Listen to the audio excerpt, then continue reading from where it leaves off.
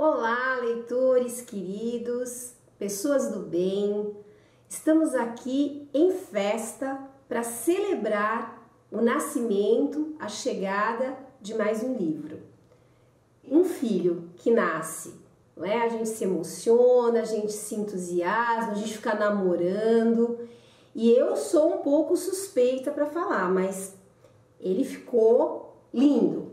O livro ficou assim, é aquele filho que a gente não quer parar de olhar, né?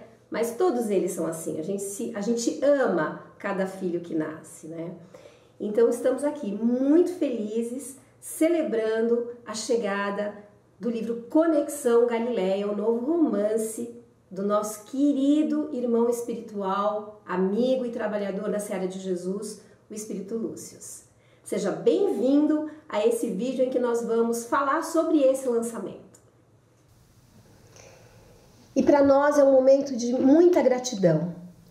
A Deus, em primeiro lugar, pela oportunidade da vida, da existência, a Jesus por fazer parte desse ministério dele na Terra, e ao Lúcio por nos permitir, nos convidar para essa tarefa ao seu lado, nos permitir caminhar com ele. São 20 anos de trabalho, são 13 livros, e ele nos permitir caminhar na psicografia e nos ensinando com paciência, com carinho, com compaixão pelas nossas dificuldades e limitações, mas nos levando para um crescimento, para um aprendizado. Então, só posso agradecer esse irmão espiritual por essa grande oportunidade que ele me deu de resgatar as minhas dívidas com as leis divinas através do trabalho na Seara de Jesus. E o Lúcio, esse nosso irmão querido, começou o seu trabalho na doutrina espírita e com os livros há bastante tempo.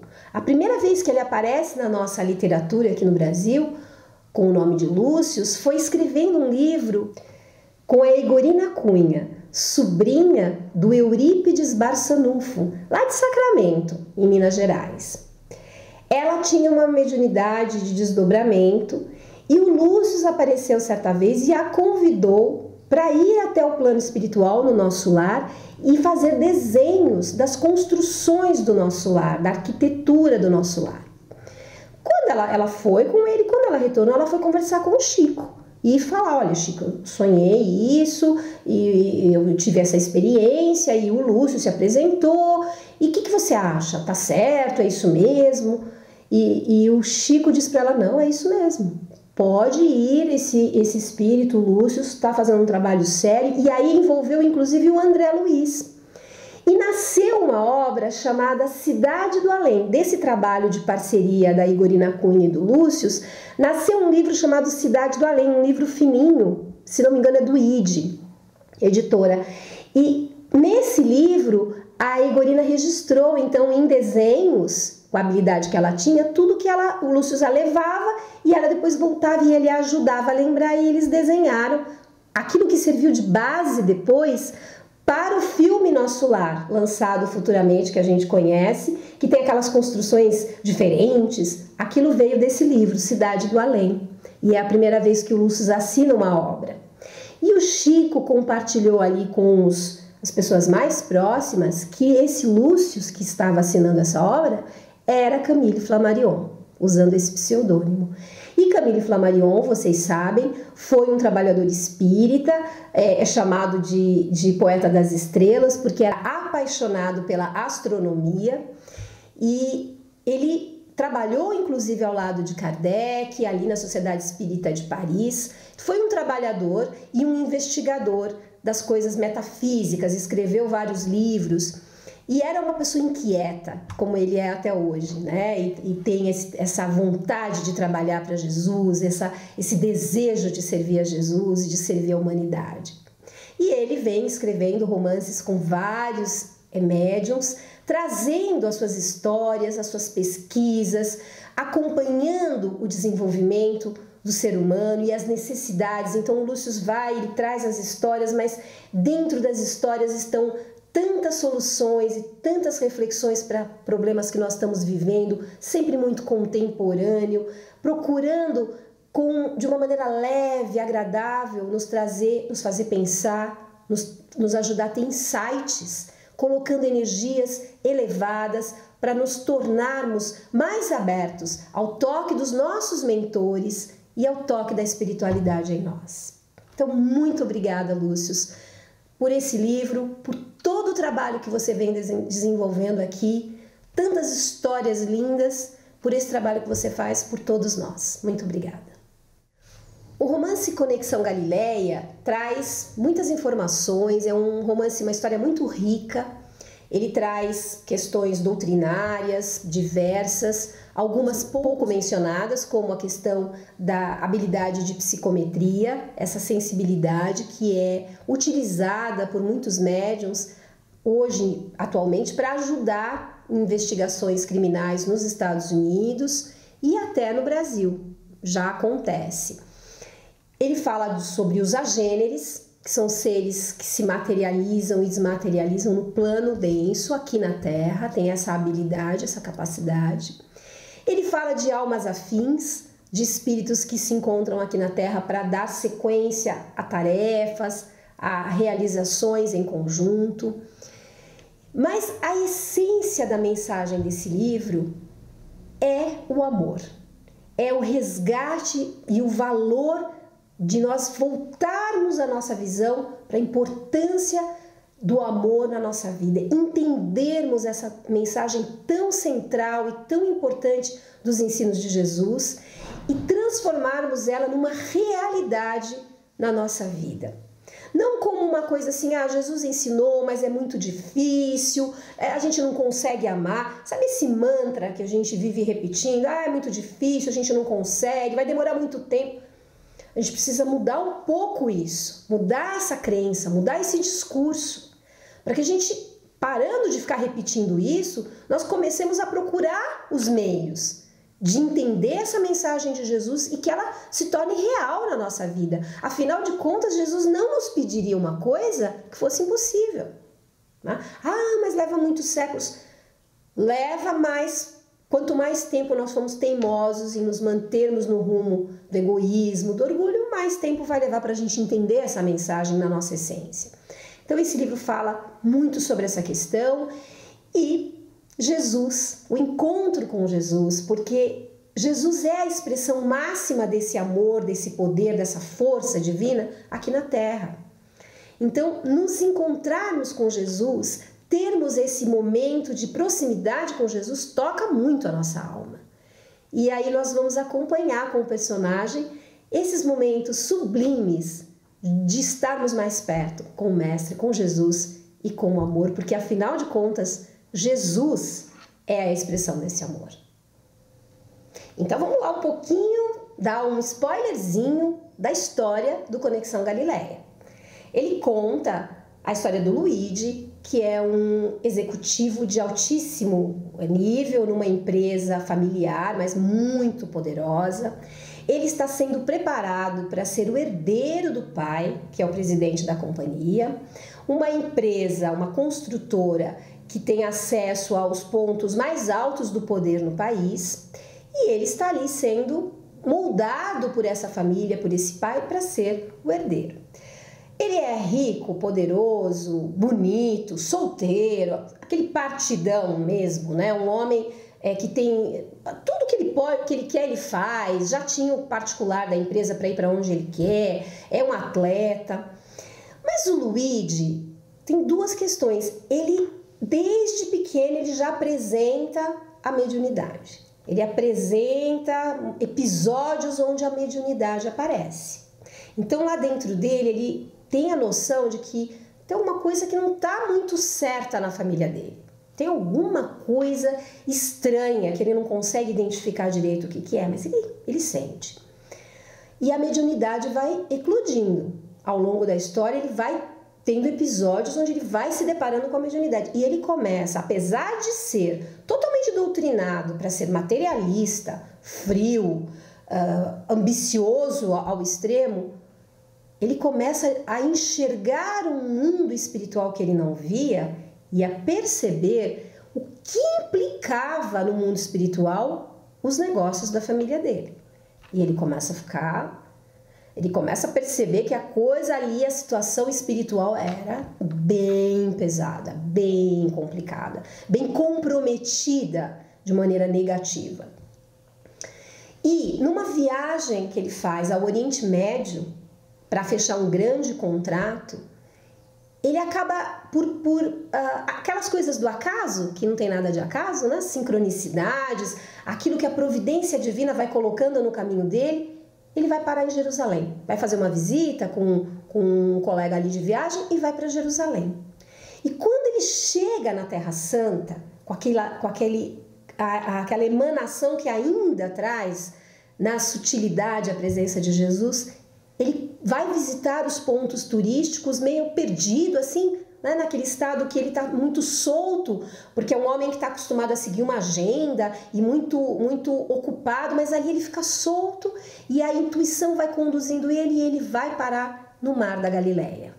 Na região do Mar da Galileia, onde Jesus fez a maioria, grande parte dos seus milagres, onde Jesus passou grande parte da sua vida, atravessando o Mar da Galileia, nas ruas de Cafarnaum, no Monte das Oliveiras. Ele começa a andar por ali, vai até as ruínas da casa de Pedro, as ruínas da sinagoga, né? O instrutor fala para ele assim, ó, dizem que Jesus pregou aqui. E depois de ficar ali algumas horas, ele vira para o rapaz que está junto com ele e fala, Jesus realmente pregou aqui.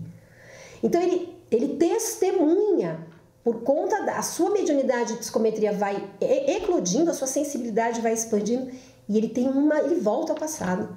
E ele se encontra com Jesus ali, ele vê Jesus convivendo com os discípulos, fazendo os milagres, ensinando, curando, libertando as pessoas ali que estão com obsessores. Ele vai acompanhando tudo isso. E ele descobre coisas sobre ele próprio, que ele mesmo havia vivido ali ao lado de Jesus. E é um encontro que transforma completamente a vida desse homem, desse executivo. Quando ele volta dessa viagem, ele é uma outra pessoa. Não dá para ele continuar a vida dele como ela vinha sendo antes. Mas ele tem que tomar decisões difíceis, romper com padrões pesados, tomar realmente a rédea da vida dele. E a gente vai acompanhando toda essa experiência do Luigi, vivenciando um pouquinho, através dele, um contato tão próximo com Jesus, um contato tão íntimo, uma troca ali, Jesus comendo com os apóstolos, e a gente vai sim saboreando junto com ele essa experiência, esse momento.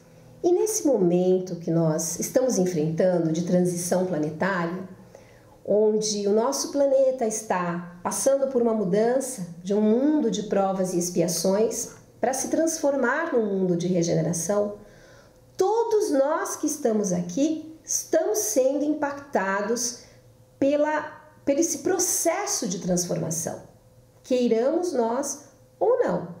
Todos nós vamos atravessar nesse momento aqui na Terra junto com o nosso planeta. Isso afeta a nossa energia, o nosso estado de espírito, são momentos densos, são momentos de confusão, um pouco caóticos, como são todos os momentos de mudança.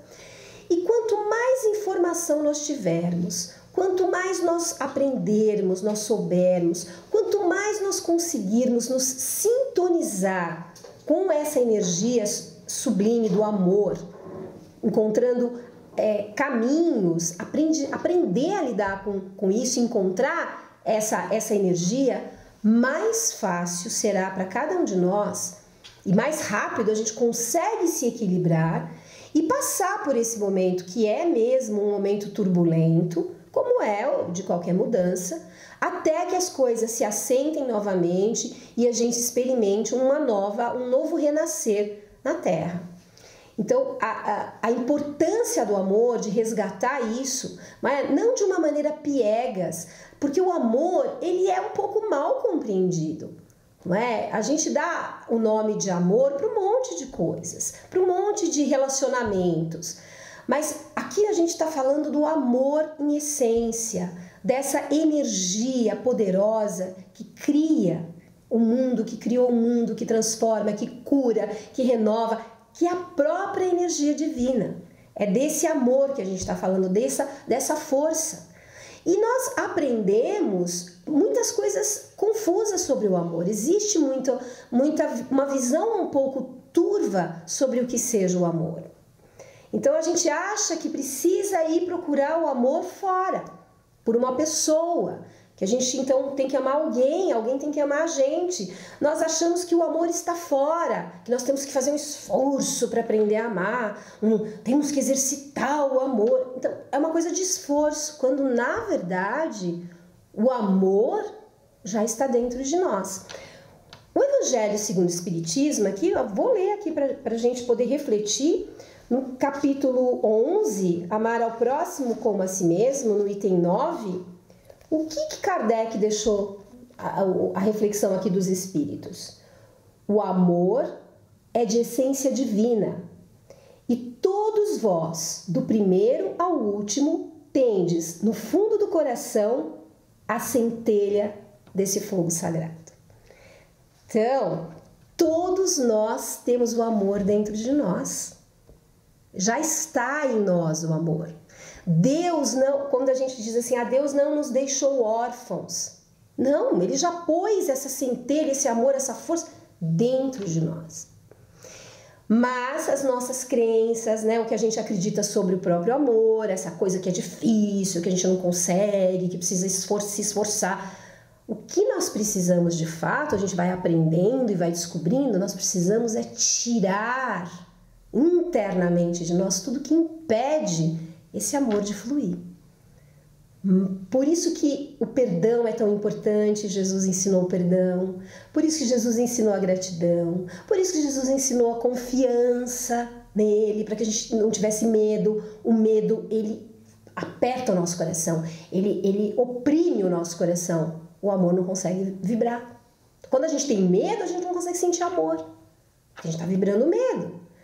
Então, a gente vai entendendo, à medida que nós vamos entendendo um pouco mais, aclarando o nosso entendimento um pouquinho, tendo os insights sobre o que é amar e esse poder e essa força, nós vamos vendo os ensinos de Jesus vão fazendo um sentido maravilhoso, porque foi essa a essência do ensino dele, né? Ele falou, amai-vos. Qual o primeiro mandamento? Amarás ao Senhor teu Deus de todo o teu coração, a você mesmo e ao próximo. É o amor.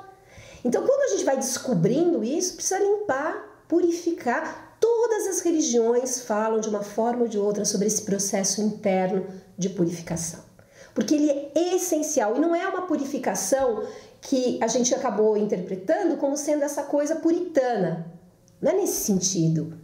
É num sentido íntimo, de tirar vibrações em nós densas, raiva, mágoa, todas essas emoções tão conhecidas nossas, tão familiares e que vibram em nós a maior parte do tempo. Por isso que o amor não flui, por isso que a gente não consegue sentir e se manter nessa vibração. Às vezes a gente sente, chega na casa espírita ou vive uma experiência sublime, ou vai para a natureza e vê um lugar maravilhoso, lindo e se sente tocado.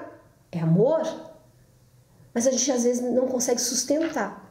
Então, o livro fala um pouco sobre isso, da importância que existe em nós aprendermos a vibrar no amor, sustentar essa vibração em nós, para que nós possamos realmente ficar mais perto de Deus. Esse é um dos motivos pelos quais nós estamos na Terra, evoluir e transformar a nossa vibração, para que a gente possa, como disse Paulo, compreender e sentir a boa, agradável e perfeita vontade de Deus em nós, que a gente não consegue sentir porque não deixa esse amor vibrar em nós. Eu desejo muito que você possa experimentar também na leitura desse livro esse contato um pouco mais próximo com Jesus, essa vibração mais sutilizada, ter essa experiência boa como foi para mim durante o período que eu estava escrevendo e como tem sido a experiência daquelas pessoas que já leram o livro, que já leram o romance, como elas se sentiram. E que você possa ser realmente tocado por essa energia, que esse livro possa nos ajudar a sair um pouco, mudar um pouquinho o rumo do orgulho, do egoísmo, porque a nossa civilização ela sucumbiu ao orgulho e ao egoísmo. Então que a gente possa mudar um pouquinho o rumo. Às vezes uma pequena mudança de rumo leva a gente para um lugar completamente diferente. Quem navega, né, sabe disso. Às vezes poucos graus ali que você vira eu não sei o nome, aquele que controla o barco, o leme, né, leva a gente para outro lugar. Então que esse livro, as vibrações que ele contém, as lições, as reflexões e a energia onde ele está envolvido, possa te ajudar também a sair um pouquinho, a perceber onde está essa ilusão do orgulho e egoísmo prejudicando a sua vida. Você possa mudar um pouquinho o rumo e sintonizar a sua vida no rumo do amor, nas altas frequências do amor, para que a sua vida realmente seja uma vida plena, feliz, abençoada, com dificuldades, com desafios, mais elevada, onde você vislumbre o que é realmente importante para o seu crescimento como ser espiritual. Que Jesus te abençoe, abençoe o seu lar e abençoe a sua família. Um grande e carinhoso abraço, meu e do Lúcio.